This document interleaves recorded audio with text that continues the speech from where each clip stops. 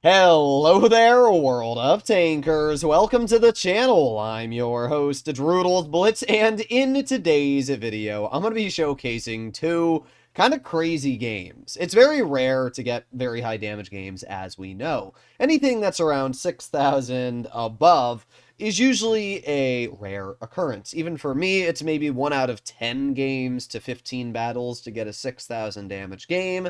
To get a 7,000 damage game is usually like 1 out of 30, depending on what tank I'm driving and how the matchmaking's working.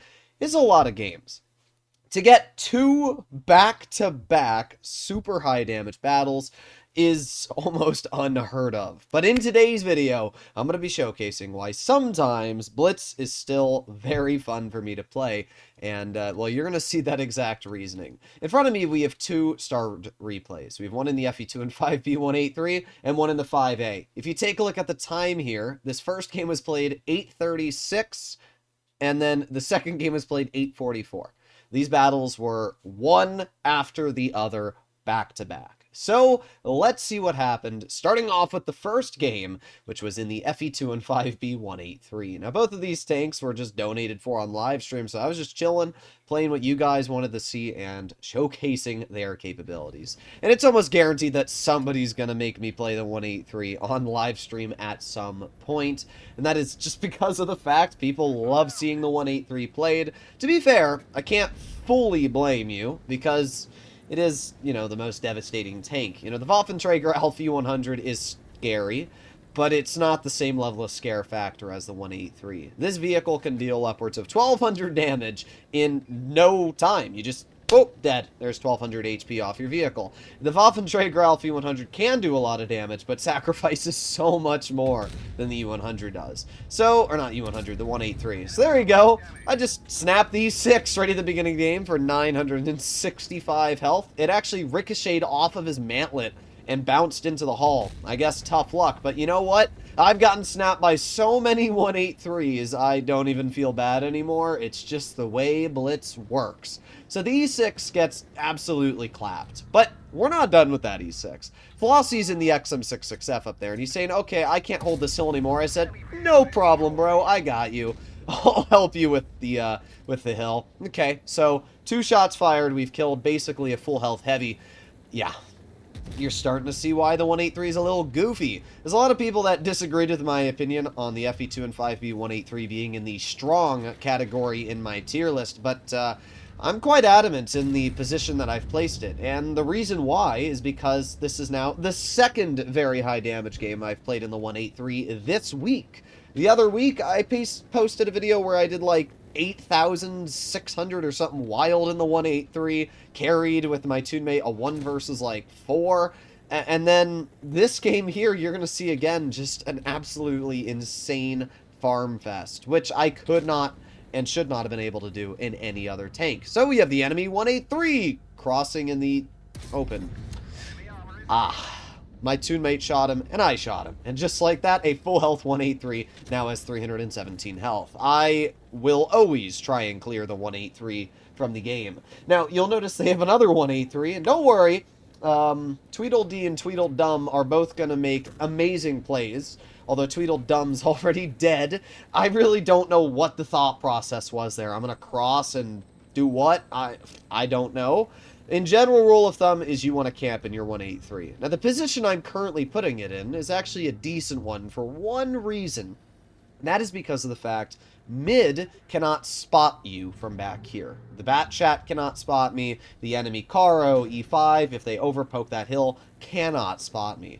And the reason this is really good is because it means, with my teammates being 300 health and 200 health, I can wait for the enemy to make a misplay. And oh boy, do they make a misplay. Yep, there you go. A Hess shell into the Caro, knocking him out of the game. That player was about full health, and now he's not.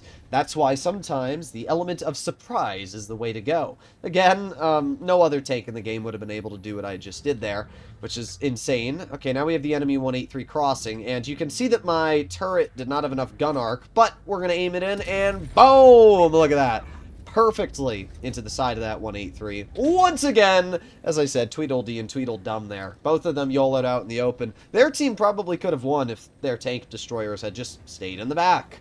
But for some reason they didn't, and now our full health IS-7 has decided that he finally wants to start playing this game. Boss Shation gets 2 shells into me, dealing 700 damage. Still one of the most annoying tanks to go up against in the battlefield. Well, what am I going to do right now? The IS-7 gets a shell into the T-110 E5, and our E5, well, their E5 gets a bunch of bounces. Is the IS-7 going to pen him? Okay, IS-7 does. There's really only one tank on my mind. You guys probably already know what it is. There's a full health Jagdpanzer in the back. I don't care about that bat chat. Bro's got, what, 200 health? Unfortunately, he gets the clear on Flossie. And I'm a little worried just in case that Boss Shation rolls up behind me. So we're going to aim it on the Yag, and bonk. It was so close, but unfortunately did not end up hitting. Okay, well, I'm going to move down the hill a little bit. The Yag actually manages to spot me, which isn't necessarily great. And not only that, but the Yag's about to chunk my teammate. Oof, 755. Bringing the IS-7 down to a one-shot. Now we can see the enemy Boss Shation's going to start shooting me. But thankfully, because the Batshot's so distracted on me, the 113's able to get it clear. And just like that, the biggest threat is now dead. If that Boss Shation had played smart, they probably could have won that game. But tunnel visioned on me and died. Then, we get a nice snap right into that Yag for 872. What's crazy is that's a pretty large low roll. My average damage in this vehicle is 950. That was an 870, so quite a bit less. Alright, well the 113 is going to roll around the corner. He gets shot, and now I'm going to aim in on the enemy Jager or Panzeroo. Bonk! 675 damage, and just like that, well, 7,223. An absolutely crazy game for the 183. But what's even more insane is there was very little effort put into this battle. I mean, it was just me sitting in the back, and I pressed the fire button like 5 times. That was my game. Just about every shot I fired hit and penned. As you can see, 7 pens, 7 hits, 7,000 damage. So my average roll was over 1,000 damage because of the Hesh I fired. I mean, that's insane. It really is. This is why the 183 is incredibly stupid. The next highest was Flossie with 2,300. I mean, it's not even close. But yep, that's the 183. But as I said, we're not done yet. Then we have the game in the WZ-111 5A. I always find it funny how people try to diss on my 5A. You know, oh, it doesn't have the pen. Oh, it's not this. Oh, it's not that. I swear, every time I play this tank, I love it. The level of DPM and mobility and gun depression plus turret armor create this absolutely fantastic combination. Now, unfortunately, that K91 stops me a bit, which is not what I love to see, mainly down to the fact that I need to cross this. But, okay, the enemy team's not going to do anything. I will gratefully take advantage of this battle. Alright, well, I'm going to squeeze on up to the heavy hill, and I'm going to hold this spot for the rest of the game. This is basically the best spot on Naval Frontier. If you can get into this position, you've given yourself a massive advantage in everything. So I aim it on the Sheridan at the beginning. Pretty easy shot. Okay, never mind. It was an easy shot, but, well, my RNG decides to say no. Alright, well, we have the E4 over here. Let's aim it on the lower plate, and bonk. Alright, nice. 465 damage. I'll take it.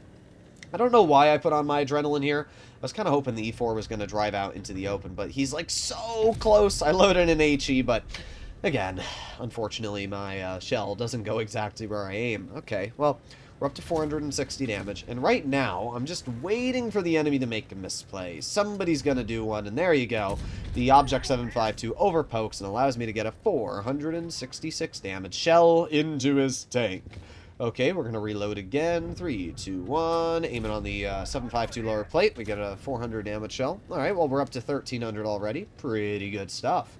Got the E4 in the back, and I'm really hoping that the C4 makes a misplay. He's reversing. Terrible reverse speed, as we know on the E4, but does reverse. Backs into my shot, and we get another 400 damage out. Okay, we're bleeding out the enemy. We're playing it smart. We have the fully exposed lower plate of this Jagdpanzer.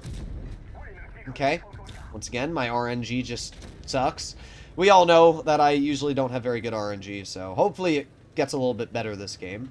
752 still in mid, and there's really not much going on over here. Now, it's usually good to keep an eye on everything, so I also want to see what's going on with my K91, and there you go. We spot the enemy Kron. Gonna aim it on his side. There you go, 420. Kron manages to slip a APCR shell into the back of my tank, which isn't great, but it's alright. I'm still alive. We got another shot into this Kron. By the way, what are my rolls this game? I think we got one 460 damage shot, and every subsequent roll has been like 406. But maybe? There you go. There's our high roll. 515. I do love the alpha damage on this vehicle. 440 is just a nice in-between where it allows you to feel really, really good. So there you go. 416 damage. Shell into the enemy Kron again, and bro's kind of cooked himself at this point. I'm not sure why this Kron decided to position his tank there, but yeah, basically killed himself. But that's fine with me. I'm gonna aim in on the... No, not able to get that shell out reliably. So instead I'm gonna shoot the Kron and get the clear into that player. 4,200 damage dealt now, but, well, it's a 3 versus 6, and that's not necessarily great. I really want to get this TVP shot. Oh, need a little bit more gun depression. There you go. Easy shell into the TVP, and we back up once again. Now, the TVP is 428 health. That means an AP shell from my vehicle should guarantee the kill, so I'm going to just drive right here, aiming a shell on the roof. There you go. Sweet. Clear that tank. Now we're up to 5,000 damage, although Flossie does get bled out quite a bit over there. Oh, we also got the Sheridan over here. Alright, well, let's aim it on the Sheridan, and yes, RNG didn't fail me. Shell did low roll, but it doesn't matter because the Sheridan is now in the range of one shot for every single player on my team, so not too big of a deal. I'm going to aim it on the flat side of the Kov Panzer. Nice 435 damage shot. Now we're up to 5,900 damage, and there's 2 tanks left. We have the Ag Panzer and the Sheridan. Unfortunately for me, the 5A just doesn't have the pen. It's the one problem. If it had 360 to 70 mils of heat pen, which it deserves, it would be able to cut through that Yag there, which most heavies can. But we just repositioned slightly, and there you go. We're able to get a pen right into the Yag Panzer. Flossie gets a snapperoonie into that Sheridan, and now I'm going to aim in a high explosive shell on the lower play that Yag.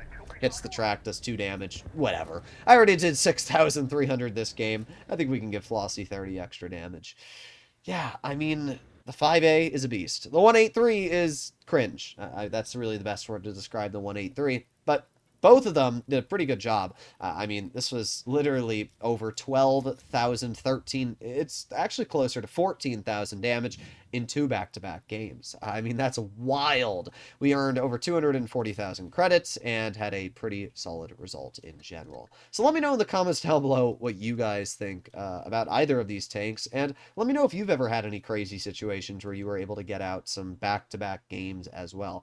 I don't know. I've always had a very enjoyable experience in the 5A, so keep donating for me to play this tank. I'll see you all in the next one. Bye-bye.